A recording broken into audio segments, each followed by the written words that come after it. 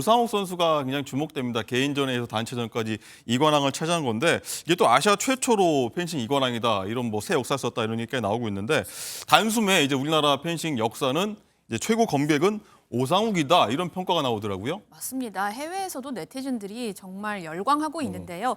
이 남자 사브르 개인전에서 이 세계 강호들을 모두 누르고 금메달을 목에 건지 나흘 만에 바로 단체전에서도 1등을 차지했죠. 김혜지 선수가요. 네. 바로 반전 매력도 있었습니다. 어떤 겁니까? 네, 5살 딸과 전화 통화를 하게 된다면 어떤 말을 하고 싶나라는 기자의 질문에 네. 엄마 조금 유명해진 것 같아라고 말할 것 같다라고 답해서 좀 웃음을 자아냈고요. 또 남은 경기에서는 금메달을 보여드릴 수 있지 않겠나라면서 자신감 있게 장난스럽게 눈썹을 좀 실룩이는 모습도 보였는데요. 네. 네티즌들은 김혜지 선수를 사격할 땐 암살자, 하지만 인터뷰할 때는 푼수떼기라면서 응원과 찬사를 쏟아냈습니다.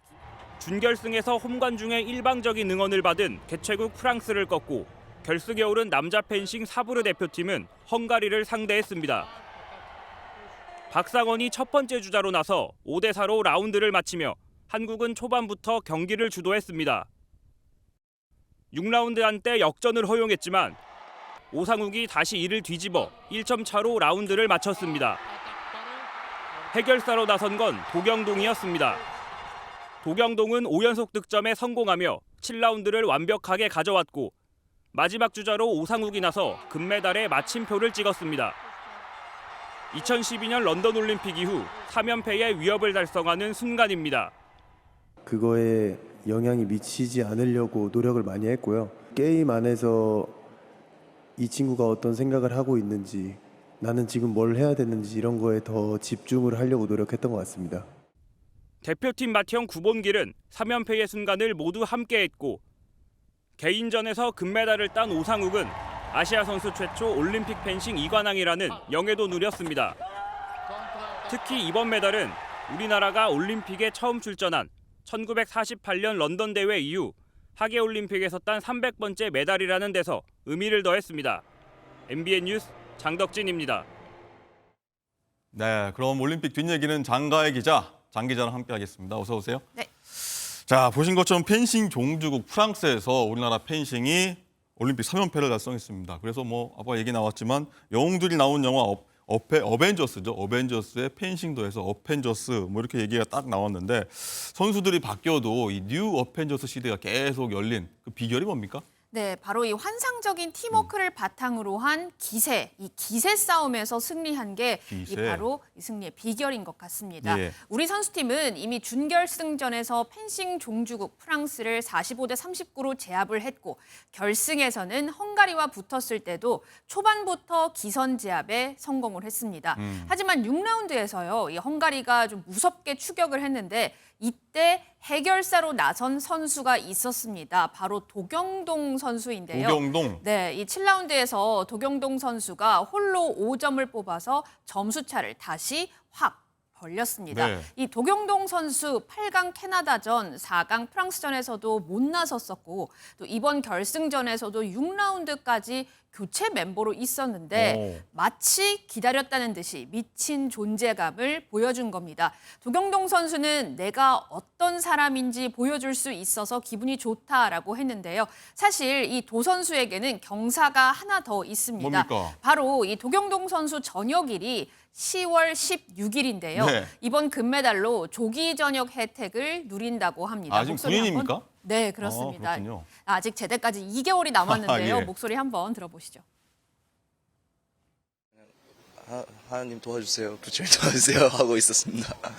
고맙고 경동이한테 대견스럽다고 해주고 싶습니다. 저한테. 네.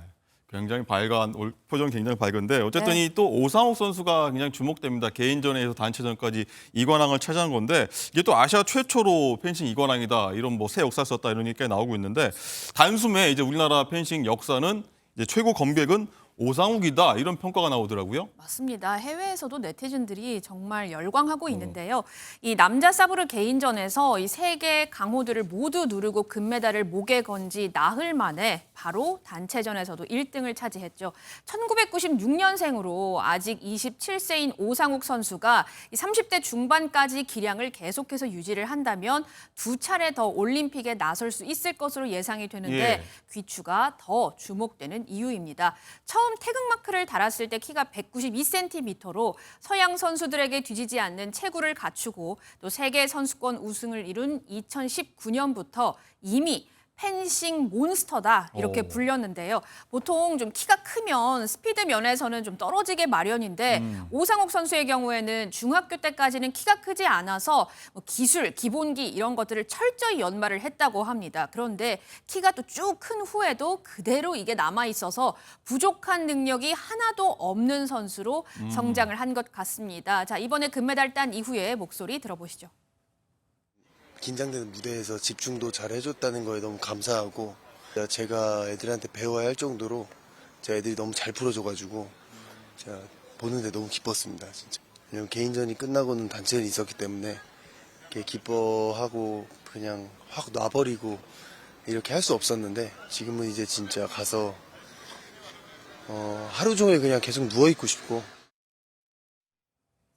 네, 뭐 실력에다가 뭐 외모까지 잘생긴 펜싱 괴물이다 이렇게 네. 볼 수 있겠습니다. 어제 그리고 또 이 세계가 주목하는 우리 선수가 좀 있던데 어제 이 테슬라의 창업자죠 일론 머스크가 언급한 사격의 김예지 선수인데 뭐 오늘까지 관심이 계속 이어지고 있더라고요. 네, 그렇습니다. 이 공기 권총 10m 여자 결선에서 은메달을 따낸 김예지 선수. 그런데요, 지금 화제가 되고 있는 이 김예지 선수의 영상은 지난 5월 국제사격연맹 대회에 출전한 영상입니다.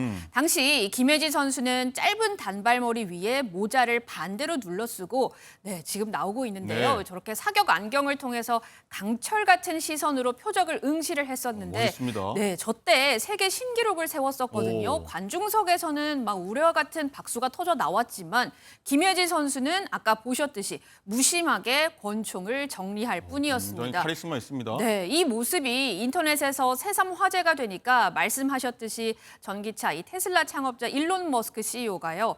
김혜지를 액션 영화에 캐스팅해야 한다. 따로 연기를 할 필요도 없다라고 언급을 했는데 예. 이게 끝이 아닙니다. CNN에서도요. 이 김혜지 선수의 경기 실력 그리고 스타일을 극찬했는데 특히 이 모자와 안경은 기능적인 역할을 할 뿐이지만 런웨이에 있어도 어색하지 않다. 이렇게 지켜세우기도 했습니다. 그렇군요. 자, 제가 뭐 카리스마 있어 보인다라고 얘기를 했는데 뭐 실제로도 이 김혜지 선수 카리스마가 대단하다 하더라고요. 네, 그렇습니다. 네, 직접 자신감 넘치는 김혜지 선수의 인터뷰 한번 들어보시죠. 저는 제 자신이 제 라이벌이라고 생각하거든요. 저는 그냥 저를 계속 이기고 싶어요.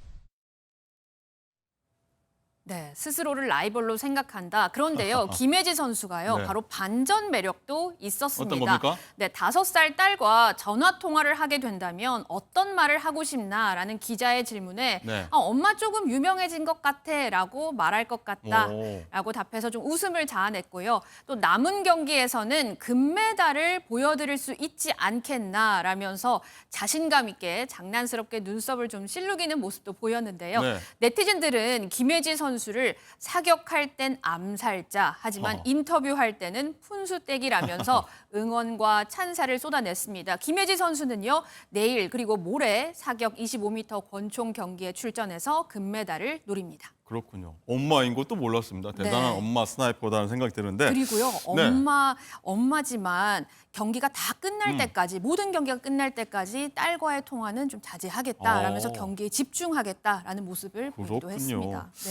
자, 그리고 이제 금메달의 가치가 얼마 정도 되냐 뭐 이런 얘기가 많이 나오는데 뭐 선수들의 땀과 뭐 눈물 이런 것들을 뭐 돈으로 환산할 수 없겠지만 네. 어쨌든 메달을 따면 또 포상금이 좀 주어질 텐데 선수들은 굉장히 좀 나라별로 우리나라도 그렇고 두둑한 포상금이 주어진다고요? 그렇습니다. 그중에서도요, 이 홍콩이 가장 메달을 딴 선수들에게 압도적으로 많은 포상금을 주는 것으로 나타났습니다. CNBC가 한번 조사를 해봤더니요. 홍콩은 금메달을 따면 우리 돈으로 10억 5,700만 원을 지급하고 야. 은메달리스트는 5억 2,800만 원 그리고 동메달은 2억 6,400만 원을 지급을 한다고 네. 합니다. 우리나라 같은 경우에는 금메달을 따면 한 6천만 원 가량 그리고 은메달은 3,400만 원 그리고 동메달은 2,400만 원 가량을 지급을 하는 것으로 알려지고 있고요. 또 한국은 여기에 연금까지 지급을 하는데 네. 금메달을 딴 선수에게 평생 매월 100만 원이 지급되거나 네. 6,700만 원의 일시금을 받을 수 있다고 합니다. 그렇군요. 아까 국민연금 얘기했는데 메달 연금이 또 선수들에게 주어지는군요. 네.